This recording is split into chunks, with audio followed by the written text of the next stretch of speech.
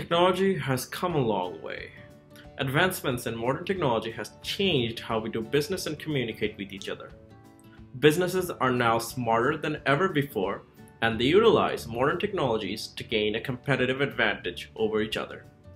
A lot of new innovative technology industries have emerged throughout the years, and we will talk more about this in part 1 of our video. Let us start with the present. Now we have brands like Google, Uber, SAP, Salesforce, Facebook, and Microsoft leading the technology revolution. This revolution is changing how we conduct business and interact with the customers.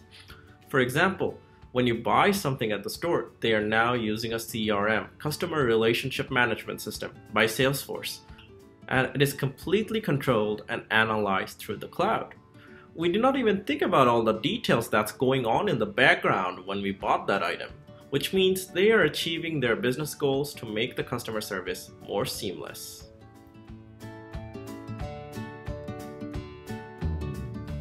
Starting your own business has become very easy because of e-commerce. You do not really need to invest in developing a brick-and-mortar business from scratch just to start selling something. All you need now is a website and a Facebook page for marketing, and you're done. You can start selling to millions of people around the world right from your home.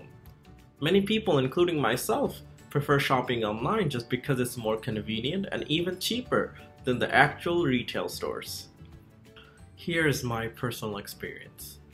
I was planning to buy a digital camera for myself. I checked both online and retail stores. Turns out the online stores were much cheaper than the retail stores, just because they did not have the same structure as a brick-and-mortar business, and the running costs were much cheaper. This is why brands like Amazon has taken over various retailers around the world in terms of price and the variety of products available. However, there are negative sides to e-commerce based businesses. People do not easily trust online businesses because there is no simple centralized buyer protection system, and there is even a possibility of getting scammed. Let me explain this with an example here. Suppose you ordered this watch from a small online retailer. Just because they had a lower price than Amazon, and they make a mistake and send you this wrong watch instead. In many cases, the seller will refuse to change it or refund it. It is especially difficult if the online retailer is located in a different country, which makes things even more complicated. One solution is to use PayPal because they have a buyer protection program. However, not all countries have PayPal, nor do all online retailers support PayPal. Every online retailer is bound by their own country's business laws. However, since online businesses have a global reach, governments and large corporations around the world can get together and develop a buyer protection framework, which applies for every customer and every online retailer, big or small, around the world. We're going to talk a bit about digital payments. Digital payment companies like PayPal, Alipay, and WeChat Pay are very popular these days. These services are linked directly to your bank account and you can easily make transactions. One big advantage of using a digital payment platform is the convenience. You will not have to worry about getting a bunch of change, and the transactions are fast and instantaneous. However, it is not all positive for digital payments. One major problem with it, they are heavily dependent on your smartphone. If your smartphone runs out of charge or even gets stolen, you're out of luck. Cryptocurrencies like Bitcoin are a great alternative to cash, and it could very well be the future of currencies. However, one downside to cryptocurrencies is that they have become more of an investment platform rather than actual currency, which has led it to become very unstable. Also, cryptocurrencies do not belong to any particular nation, which means a lot of countries are banning it as of now. Maybe in the future, countries might start changing their paper currency to cryptocurrency.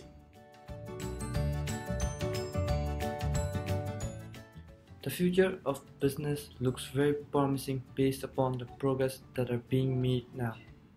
The most common business that we will see in the future is a business that will take place in a virtual environment. Some virtual business operate solely in a virtual world. In this type of business, everything will be done virtually. For example, if you wanted to do online shopping, you could just put your VR set on and you would be in a virtual retail shop.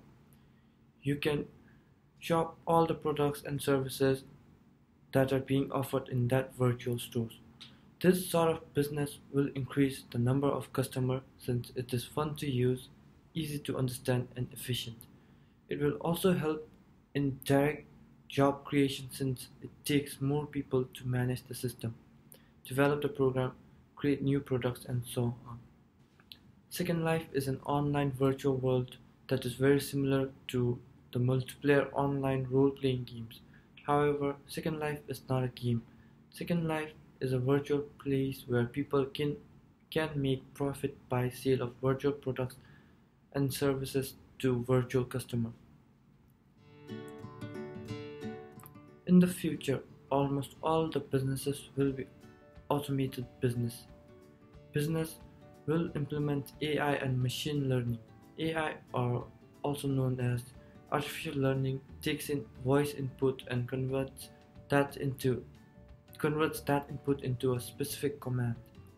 Machine learning is the capability of the computer to adapt. For example, if you Google blue car and hundreds and millions of results will pop up. A human is incapable of sorting blue cars apart from the other colored cars in such manner. In such cases, machine learning sorts the blue cars from other colored cars. Driverless transportation is making a lot of progress since the introduction of this idea. As Mustafi mentioned in part 1 about Uber's driving innovation, and this innovation includes Uber's new self-driving car system. When this idea is implemented, customer can opt to choose for a driverless ride or with a driver. Tesla is also designing their own self-driving transportation called Autopilot. In such kind of transportation, it can have voice-based interface or gesture-based interface to command the vehicles.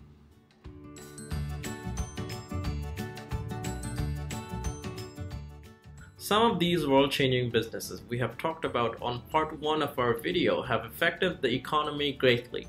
A lot of businesses have even gone bankrupt because of this. This is known as disruptive innovation. Let's talk about an example here. Blockbuster was a movie rental service where people went to the actual store and rented the movie. And Netflix came along with their online subscription-based model, completely obliterating a household name like Blockbuster and other movie rental services. Whenever an emerging new innovative platform or business comes along, they affect the economy exponentially, whether in a positive way or in a negative way. The dot-com boom certainly affected the telecom industry in a positive way and drove innovation for faster internet speeds and cheaper internet access, because more people were using the internet to access those websites. Social networking apps like Facebook and the mass adaptation of smartphones and the internet has affected society greatly. We have all seen that young couple on a date where both of them are on the phone rather than actually talking to each other. This is how technology is affecting society and social interaction. So to summarize, on part 1 of this video, we have reported the trends in the business and technology world, mentioning how Salesforce is enabling retailers to manage their transactions and how easy it is to start your own business with the help of e-commerce. We also mentioned the problems associated with it. On part 2, we discussed the possibilities of technologies that could essentially change the world in the near future. And on part 3, we discussed the economic and social impact with the influx of these new technologies and businesses. Technology is heavily integrated into today's modern businesses. It is essential now, so much so that a lot of businesses we see today like Google, Wikipedia, Facebook would not even exist without it. However, technology has also enabled a lot of those businesses to use unethical practices. For example, Google and Facebook give access to personal user data to advertisers. Hopefully, sometime in the future, this will change and they will give users more control. Like I mentioned on part 1 of this video, there is no international framework that these companies can follow. Countries have the United Nations to govern them. Modern technology-enabled businesses should also have something similar that regulates them. Thank you for watching. Say bye.